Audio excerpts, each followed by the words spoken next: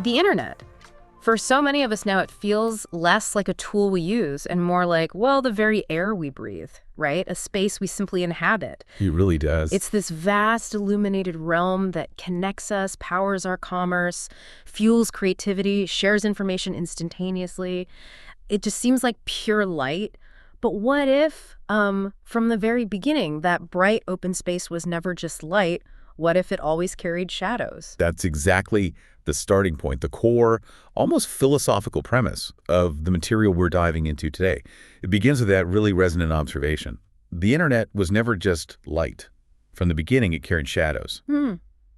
It suggests that the very act of connection inherently created openness, and that openness, well, by its nature, introduced risk. Maybe not malicious risk at first, but the potential for unforeseen interactions. And for a remarkably long time, that potential risk was, if not entirely unseen, certainly not perceived as a major problem needing active defense. Oh. I mean, it's hard to imagine now. So this deep dive, drawing heavily from an insightful essay titled Shadows in the Net, A History of Internet Security in Decade Steps by Oliver Werner Neidinger, also known as Lóng Tíng, is really a journey through that history. It is, yeah. The essay offers a deeply human perspective on how our understanding of trust, control, and digital vulnerability has evolved. It traces a path from the internet's almost innocent origins among a small group of curious researchers and idealists. Yeah, at the very beginning. Through accidental disruptions, deliberate attacks, and ultimately to the complex, sometimes unsettling landscape of orchestrated cyber warfare and pervasive risk we navigate today. So our mission in this deep dive is to unpack that story, decade by decade, to extract the key shifts, understand how the very idea of digital safety transformed, look at the intricate defense strategies we use now, and ultimately to reflect on what security truly means for us, living as we do, so fundamentally connected. It feels almost impossible to imagine a time when the default assumption wasn't the need for security online. We are living inside this network now, every device, every interaction. But this essay takes us back to a time when the assumption was the exact opposite, a foundation built on trust. Exactly. The source highlights that initial paradox. The internet wasn't initially designed with protection in mind because, well, within its original context, it genuinely didn't seem necessary. It was built on a bedrock of trust, shared among a very specific contained community. Okay, let's really unpack that beginning. The 1960s, the essay titles this period with striking simplicity, No Enemies Because No Security. That flips our modern intuition right on its head, doesn't it? It absolutely does. The core idea presented is the internet's naive origins. The earliest networks the essay mentions, like ARPANET, which stood for the Advanced Research Projects Agency Network, and MILNET, for the military network, were described not as the vast interconnected web we know, but as relatively closed environments. Think less global highway and more a very exclusive, geographically limited research campus network, So the people using it actually knew each other. It wasn't an anonymous space at all. Precisely. The source really emphasizes this point. It states that users within these early networks knew each other. They often knew the specific IP addresses, internet protocol addresses, like a unique phone number for device online, of the machines they were connecting to. They even frequently knew the physical location and often the specific machine hardware they were interacting with. Wow. So in that context, among a small group of academic researchers, government contractors, and military personnel who were known entities working towards shared goals, the threat of deliberate external malice simply wasn't part of the design consideration. So basic security measures we take for granted today, firewalls, passwords, things like that, stuff we use every day. Completely absent, according to the essay. They just weren't seen as necessary because the risk of unwanted or malicious intrusion wasn't perceived as significant. There was no outside enemy to defend against in this closed loop. The primary focus wasn't on building walls or defenses. The worry wasn't about being attacked, but about just getting the network to function, to actually work. Exactly. The most pressing concern back then was purely operational reliability and technical feasibility. The essay notes that the greatest worry was simply, will the router boot? Right. Could the network pieces talk to each other and reliably transmit data at all? Security in that era was defined almost entirely by physical access. If you wanted to interact with the network, you needed to be physically present in the laboratory, in the university building, or the military facility where these machines were located.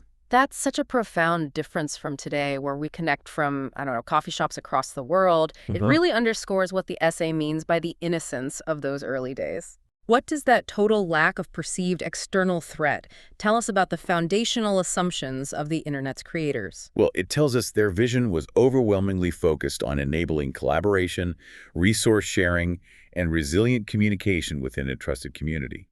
They were problem solvers working on a really challenging technical project. Right. The idea that this network would one day become a global public utility, accessed by billions with every conceivable intention, was simply outside their initial scope. The network's design perfectly reflected that initial purpose and the powerful, perhaps naive, assumption of good faith among its limited users. It was built for connection, not confrontation. But of course, that era of pure trust couldn't last forever. As the network began to grow, even just slightly, we started seeing the first subtle signs of potential weakness in the 1970s. Yes, the source titles this decade, First Vulnerabilities, No Real Threats. It's a period where the network's inherent openness, though not yet targeted maliciously, began to reveal potential vectors for unintended consequences, or maybe just exploration. The arrival of email is noted as a significant turning point. While revolutionary for communication, it also introduced a layer of abstraction and new ways users could interact with the network's underlying systems, sometimes leading to unexpected outcomes. So people weren't trying to break in necessarily, but they were maybe playing around, poking the edges a bit, testing things. That's a good way to put it. The essay details these early experiments, test messages that might reveal system behavior, misconfigured servers that inadvertently exposed information, and minor packet manipulation, essentially, altering small units of data being sent across the network.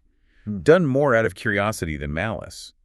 These were seen less as security breaches and more as part of the learning process, understanding the system's boundaries and quirks. So these weren't hackers in the way we think of them now, malicious actors trying to steal things or cause damage. The source is quite specific here. It states unequivocally that there were no hackers in today's sense. Security holes or vulnerabilities weren't being exploited as attack vectors for nefarious purposes. Instead, they were genuinely treated as learning moments. Discovering a weakness was an opportunity to understand how the system worked, how protocols could be improved, or how configurations could be made more robust. The mindset was still overwhelmingly academic and exploratory. But even in this era of experimentation, there was a quiet shift happening in the background, something less visible. Yes, the source notes that even as the academic side was exploring, the military networks that were connected to the burgeoning ARPANET were quietly beginning to implement their own security measures. They started to put in place access control systems that verified who was trying to get onto the network and what they were allowed to do. And this wasn't a reaction to the academic experimentation, it wasn't because they were worried about the researchers poking around. No, the essay states explicitly it wasn't driven by fear of the civilian researchers, but as a precaution. It's described with the evocative phrase, a silent tightening. A silent tightening. I like that. Yeah. While the public-facing or academic parts of the network were still largely operating on that original foundation of trust, the military side was already layering in control, perhaps anticipating future needs or simply adhering to standard security protocols necessary when dealing with sensitive information, even if the digital threat landscape was still pretty rudimentary.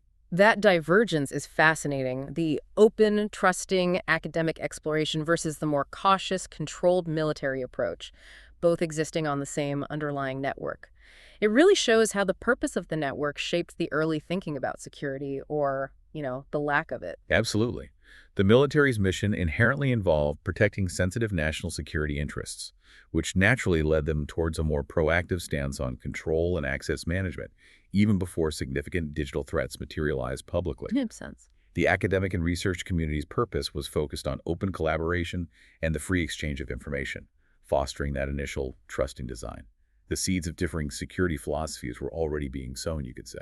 And those differing philosophies would soon face a stark reality in the 1980s, the decade the essay refers to as the wake-up call. Yeah, this is the period where the theoretical vulnerability of the internet became undeniably real and very, very public. The single most important event highlighted in the source for this shift is the Morris worm in 1988. Right, the Morris worm. That name comes up often in internet history. It was a pivotal moment, wasn't it? A real turning point. It was the pivotal moment, really. The essay explains its impact. It accidentally infected around 10% of the internet. Now, to be clear, 10% of the internet in 1988 is minuscule compared to today's scale, maybe just a few thousand computers. Still significant then, though. Oh, absolutely. At the time, that represented a significant interconnected portion of the entire network. And crucially, the essay points out it wasn't meant to be malicious. It wasn't designed to cause harm. That's vital to understanding the event and its impact. The essay states clearly it wasn't meant to do harm. Robert Morris, a graduate student at the time, intended it as a program to gauge the size of the internet. But a coding error caused it to replicate uncontrollably, overwhelming the systems it landed on. So the consequences, though accidental, were anything but minor for the users at the time. You can imagine the chaos. Not at all. The source vividly describes the fallout. Servers crashed, emails stopped, administrators panicked. This wasn't some theoretical bug or a minor inconvenience. It was widespread, real-world disruption that ground communication and research to a halt across a significant part of the network. It really did cause chaos.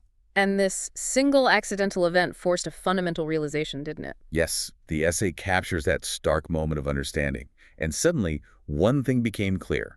The internet is vulnerable. That simple, powerful truth resonated because it was demonstrated not through abstract possibility, but through concrete disruptive impact. And the reactions were swift. People didn't just sit back. No, the immediate reactions were significant and rapid.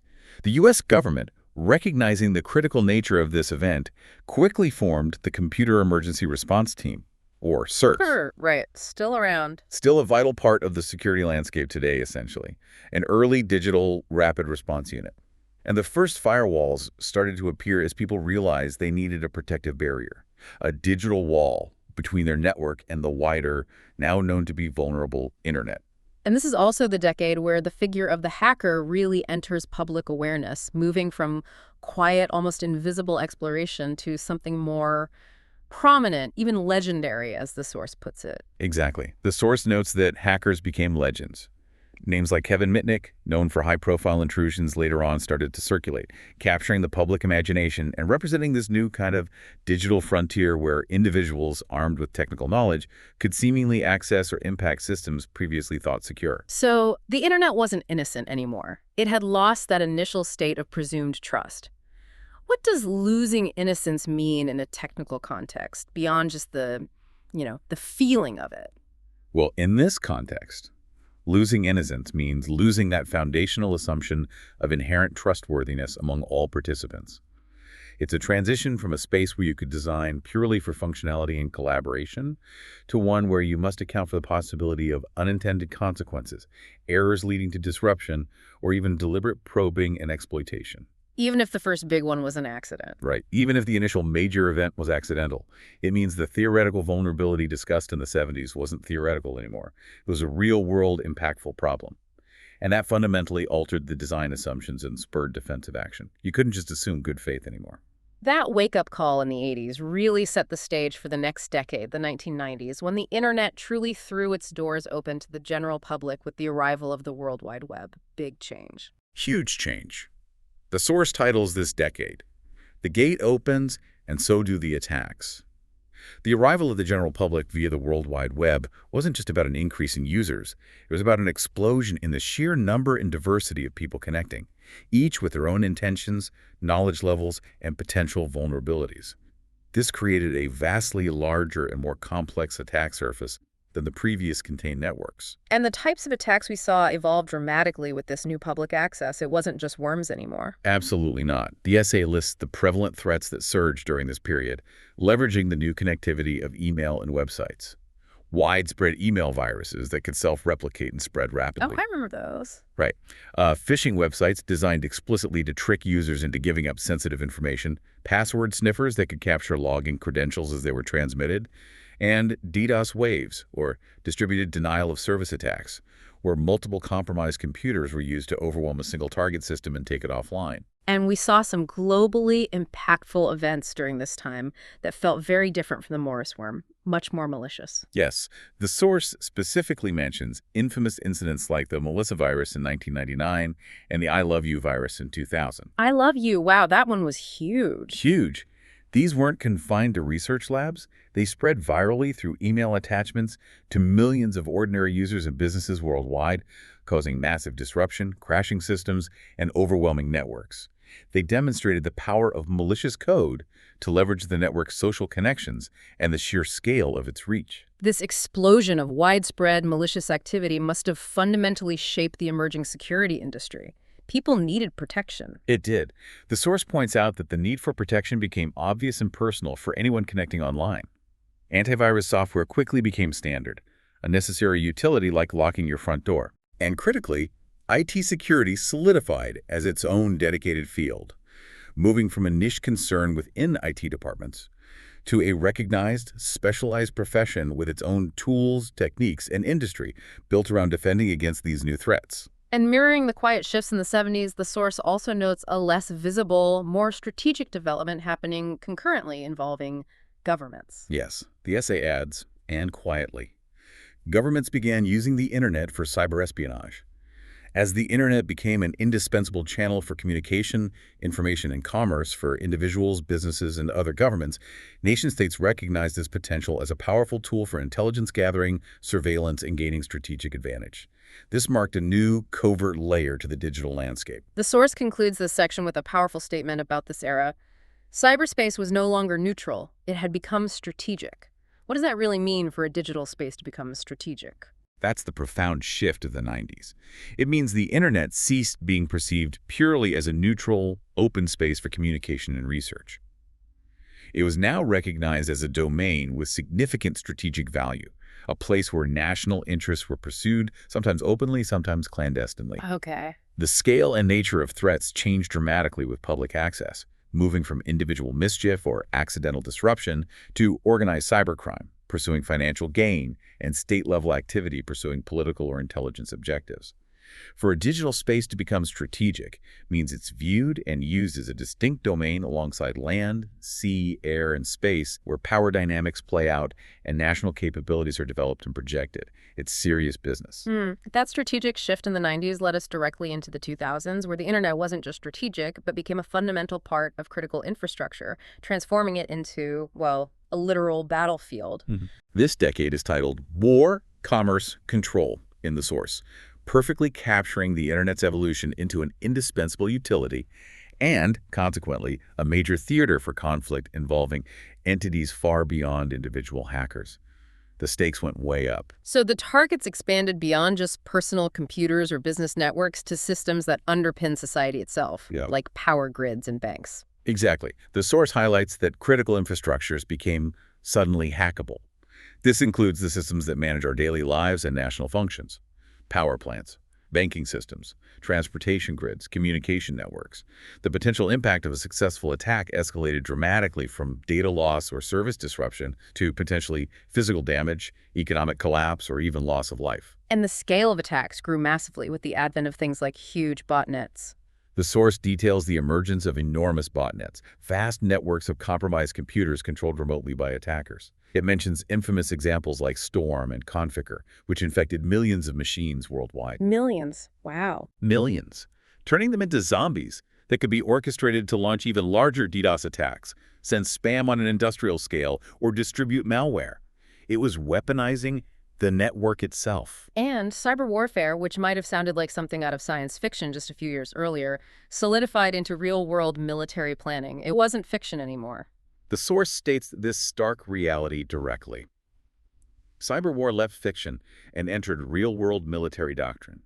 Nations weren't just developing capabilities for espionage, they were actively planning for and training to conduct offensive and defensive operations in and through cyberspace, integrating digital conflict into overall military strategy. Businesses must have been pouring huge amounts of resources into defense at this point, too, just to keep up. Oh, absolutely. The essay notes that businesses invested billions in defending themselves. This included implementing and maturing technologies like advanced firewalls, deploying virtual private networks, VPNs, which create secure, encrypted tunnels for communication over the public internet, and sophisticated intrusion detection systems designed to spot attackers who managed to breach initial defenses. And mirroring the quiet buildup of capabilities in earlier decades, intelligence agencies were also operating in parallel, developing their own tools. The source points out that behind locked doors, intelligence agencies develop their own tools. This suggests a continuous, often covert arms race at the state level, where intelligence and military agencies were developing highly specialized offensive and defensive cyber capabilities, often leveraging zero-day vulnerabilities, those software flaws unknown to the vendor. Making them super valuable. Exactly. And sophisticated techniques that remain secret from the public and even most commercial security firms. The defining moment of this era, the incident that really brought the concept of a state-sponsored digital weapon into the public eye, seems to be Stuxnet. Stuxnet, yeah, which became widely known around 2009, is detailed in the source as a sophisticated digital weapon used against Iranian nuclear infrastructure. This wasn't a typical virus or worm. It was highly targeted malware specifically designed to manipulate industrial control systems, the computers that manage physical processes in things like power plants or factories. So its goal wasn't just data, but actual physical damage. Exactly. Its purpose was not data theft or disruption, but physical sabotage achieved through digital means. It crossed a line. And the source clearly marks this as the official beginning of the era of state-sponsored cyber attacks being publicly evident. We knew it was happening now. Yes, it states that the era had officially begun. Stuxnet wasn't attributed to individual hackers or organized crime. It demonstrated that nation-states were actively developing and deploying highly advanced, tailored cyber weapons to achieve strategic geopolitical objectives, blurring the lines between digital conflict and kinetic warfare. How did the stakes fundamentally change when the internet became critical infrastructure and a domain of state-level warfare? What did that mean for everyone? Well, the stakes became incredibly high, potentially existential. Attacks could now impact not just digital data or online services, but physical safety, economic stability, public trust in institutions, and national security itself. Right. Real-world consequences. Absolutely. The implications of cyber warfare becoming a real military concept meant that digital attacks could have real-world, tangible consequences, causing blackouts, disrupting financial markets, or damaging industrial facilities. It fundamentally shifted the security paradigm from simply protecting information to protecting the essential functions and safety of society itself. Moving into the 2010s, the focus of vulnerability seems to shift again, becoming much more pervasive and deeply personal, hitting us where we live our digital lives on our phones and devices. Exactly. The source titles this decade, Smartphones, Clouds, and Social Vulnerabilities. The dramatic shift wasn't just about the core network infrastructure or enterprise servers anymore, but about the explosion of personal devices, cloud services, and the integration of digital life into our daily routines. Everything became a potential entry point, didn't it? Your phone, your watch, your smart toaster. Pretty much. The source lists the new ubiquitous attack surface. Smartphones, apps, devices, wearables, stating the simple, powerful truth that everything was connected and attackable. The secure perimeter model became increasingly difficult to maintain as billions of individual devices, many with less robust security than corporate servers, became constantly connected nodes in the network. And the attacks really started targeting not just the technical systems, but the people using them directly. The human factor became central. Yes, the essay highlights a significant evolution in attack methodology. Phishing, which started as simple trickery, evolved to become deeply psychological. Attackers hone techniques to manipulate human emotions, fear, urgency, curiosity, greed, through highly crafted emails, messages, and fake websites. And we saw things like election interference. Yeah, we also saw the impact of fake news manipulating elections, demonstrating the internet's vulnerability to information warfare, specifically targeting human perception and trust to influence real-world political outcomes. And the value of personal data became incredibly high, making individuals prime targets. Our data became the product. The source points out that our personal data, everything from browsing habits and social connections to financial information and health records, became not just something to protect, but currency and bait. It was valuable for criminals to sell, for corporations to leverage, and for attackers to use in personalized social engineering campaigns. The WannaCry ransomware attack in 2017 stands out as a particularly grim and impactful example from this era, hitting hospitals. It does. The source specifically mentions WannaCry, noting how it crippled hospitals across Europe. This wasn't just a data breach. It encrypted critical systems, preventing doctors and nurses from accessing patient records or using essential medical equipment, putting lives directly at risk. Horrifying. It was a stark, real-world illustration of the impact of cyber attacks driven by profit. The source also notes that ransomware, in general, solidified during this time as a highly effective and widespread business model for organized cybercrime. So the big, perhaps unsettling realization of the 2010s, according to the source, was that technical defenses weren't enough anymore. The tech couldn't solve it alone. The essay captures this profound shift with striking clarity. Security was no longer just technical, it became human. Trust became the new weakest link.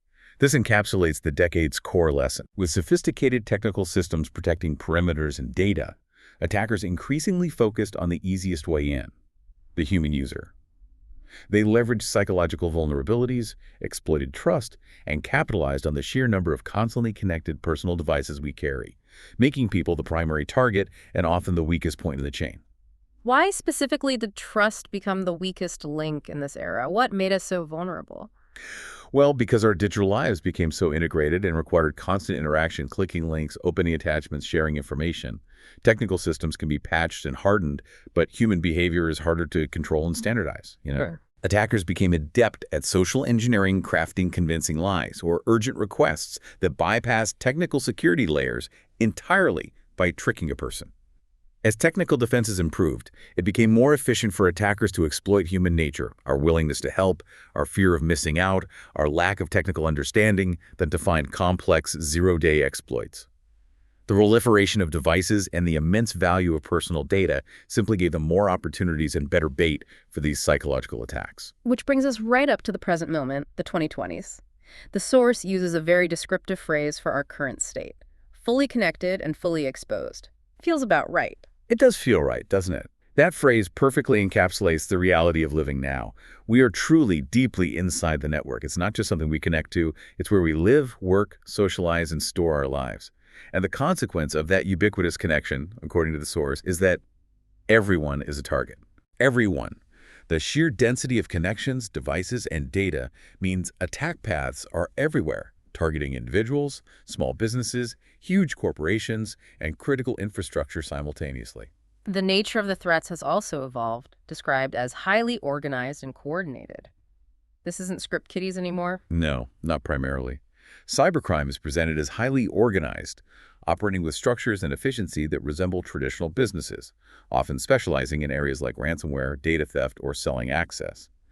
State-sponsored attacks are described as increasingly coordinated, often integrated into larger geopolitical campaigns, sometimes involving multiple government agencies or even proxies. And things like 0 days are big business. Yeah, the source highlights that sophisticated attack tools like zero-day exploits, vulnerabilities in software or hardware that the vendor doesn't yet know about, making them incredibly valuable and hard to defend against, are being sold like weapons on both legitimate and underground markets, indicating a mature, high-value cyber arms trade. But on the defense side, technology is also advancing rapidly, isn't it? We're not just sitting ducks. Absolutely not.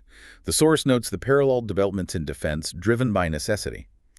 AI is detecting attack patterns, helping human security analysts cope with the overwhelming volume and speed of digital activity by identifying anomalies and potential threats that would be invisible otherwise. And new ways of thinking about networks, like zero trust. Exactly. And new architectural philosophies, like zero trust models, are fundamentally changing how networks are designed, moving away from older, perimeter-based approaches, assuming nothing is trusted by default. But it sounds like despite these advancements, it's still a constant high-stakes race, back and forth. The source explicitly calls it an arms race without pause. Attackers are also leveraging advanced technologies like AI to find vulnerabilities faster, automate attacks, and make social engineering campaigns more sophisticated. Defenders develop new techniques, and attackers immediately work to circumvent them. The speed of adaptation on both sides is incredibly high, making defense a continuous dynamic challenge. And even with the public view of attacks and defenses, the source suggests there's still a significant layer of activity happening beneath the surface that we might not see. State-level stuff. Yes, it paints a picture of covert, powerful actions. Somewhere, in silence, intelligence agencies monitor undersea cables, intercept satellites, backdoor core systems. This is a stark reminder that alongside the visible cybercrime and enterprise defense, powerful state actors are continuously operating in the background, leveraging immense technical capabilities for intelligence, surveillance, and control, often impacting the fundamental infrastructure that the entire internet relies on. And the conclusion the source draws for this current decade is quite stark, reframing the question of security entirely. It is. The source states the reality of pervasive threat. The question is no longer if you'll be attacked, but when. Wow. Okay. This isn't meant to be fatalistic, but a reflection of the ubiquity of potential threats, from automated scans looking for vulnerabilities to targeted phishing attempts. It reflects the interconnectedness that makes everyone a potential target, whether it's an individual falling for a simple scam or a major corporation facing a sophisticated, coordinated attack. It shifts the focus from prevention of any attack to resilience and rapid response when attacks do occur. What does living in this state of full exposure truly mean for us today beyond the technical? How does it feel? It means navigating a digital world where constant vigilance is required, often without us even realizing it. For individuals, it's the need to be skeptical of unsolicited messages, to protect our personal data because it has value, and to understand that the devices we rely on are potential vectors. For societies, it means critical services are under perpetual low-level threat, and information itself can be weaponized to erode trust or manipulate opinion. The interconnectedness means a single point of failure or vulnerability, whether technical or human, can have cascading effects globally.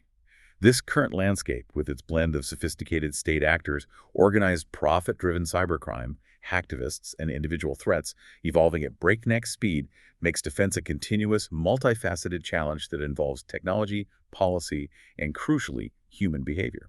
So, given this whole history of escalating threats and ubiquitous exposure, how are we actually defending ourselves now?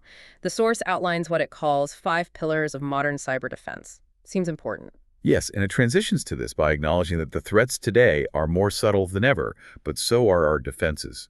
Security is no longer just about building a single strong wall or installing antivirus software. It's an entire ecosystem involving complex technological systems, behavioral analysis, advanced cryptography, machine learning, and crucial human awareness. And the source uses some more poetic language here, too. It does, yeah. It says, security isn't a wall, it's a rhythm, a vigilance, a conversation between code and conscience. It's something dynamic and ongoing, not static, which feels right for this constant race. Okay, let's explore these pillars. The first is a concept that's fundamentally changing how we design networks. Zero trust, assume nothing. What is that, really? This is a foundational shift in network security architecture and philosophy. The core principle is exactly as it sounds. No user, no device is automatically trusted, not even inside the network perimeter. In older security models, once you successfully logged into the network, you were largely assumed to be trustworthy within certain boundaries. Zero trust completely eliminates that implicit trust. Verify everything, always. So what does implementing a zero trust model actually require in practice? It sounds complicated. It can be. The source details the demanding requirements. It needs constant authentication for every access request, not just at the initial login gate. It involves contextual risk assessment, meaning that access decisions are made based on multiple factors evaluated in real time for every action. Things like the user's location, the time of day, the specific device being used, and even the typical behavior patterns of that user. Okay. And it strictly enforces least privilege principles, ensuring that users and devices only have access to the absolute minimum resources necessary to perform their function, and nothing more. No extra permissions hanging around. And the critical reasoning behind this model, why make things so, well, seemingly difficult? It connects directly to the reality described in the 2020 section. The underlying assumption is that every single connection could potentially be compromised.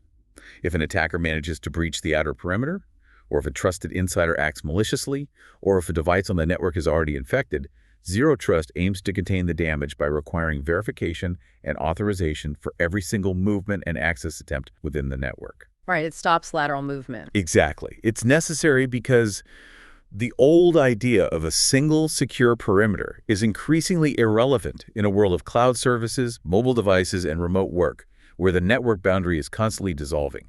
You have to assume breach is possible. Okay, that makes sense. The second pillar leverages powerful technology, artificial intelligence. Yes, titled Artificial Intelligence Pattern Overload Meets Pattern Recognition. The fundamental role of AI in modern cybersecurity is to help human security professionals cope with the overwhelming scale and speed of digital activity. There's just too much data. Because the volume of logs, traffic, and potential incidents is far beyond human capacity to monitor manually, you'd need an army. Precisely. AI excels at watching for subtle patterns and anomalies that humans would inevitably miss in the sheer noise of millions or billions of events happening every second. The source gives examples of what AI monitors: login behavior that deviates from the norm, unusual data flows moving between systems in unexpected ways, and deviations from user patterns, like if an account suddenly tries to access data it never has before at 3 a.m. from a weird location. Right, flagging things that just don't look right. So its primary function is about getting ahead of the threat, being proactive. Yes, the goal is to enable proactive threat detection, identifying potential attacks or compromises in their early stages, sometimes even before they fully manifest, allowing defenders to intervene quickly. However, the source immediately introduces the counterpoint, bringing us back to that concept of the arms race. Ah, yes. The attackers are also using AI. It's not just for the good guys. But attackers also use AI. It's an arms race without pause. This is the critical challenge and limitation. AI is a powerful tool for defense, but it's equally available to malicious actors who can use it to find vulnerabilities, generate more convincing phishing messages, or automate attacks at scale. So what are the key potential benefits and the significant limitations of relying on AI in this space? It sounds like a double-edged sword. It is, yeah. The potential is immense for handling scale, identifying previously unknown threats by spotting subtle correlations across vast data sets and speeding up response times. But the limitations are also significant. AI requires massive amounts of high-quality data to train effectively.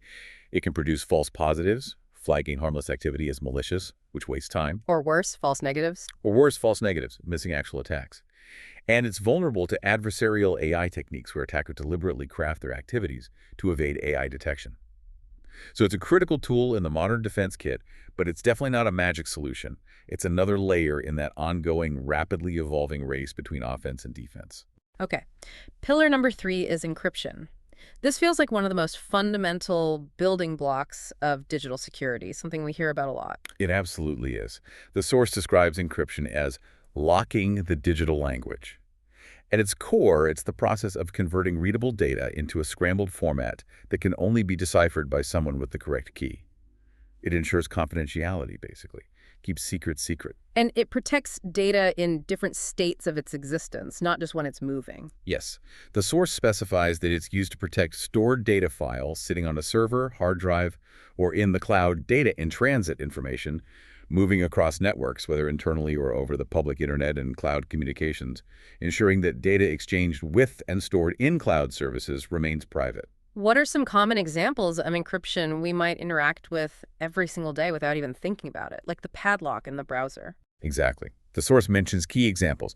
End-to-end encryption is standard in secure messaging apps, like Signal or WhatsApp, meaning only the sender and intended recipient can read the message, not even the service provider. Right.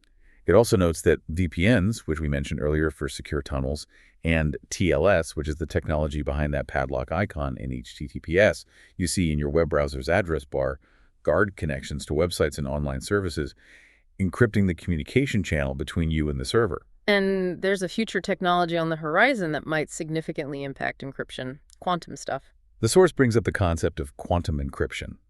This is still largely in research and early development stages, but it refers both to using quantum mechanics for secure communication and, perhaps more pressingly, developing quantum-resistant encryption methods, because future quantum computers have the potential to break many of the encryption algorithms we rely on today. Break current encryption. That sounds bad. It's a major future challenge.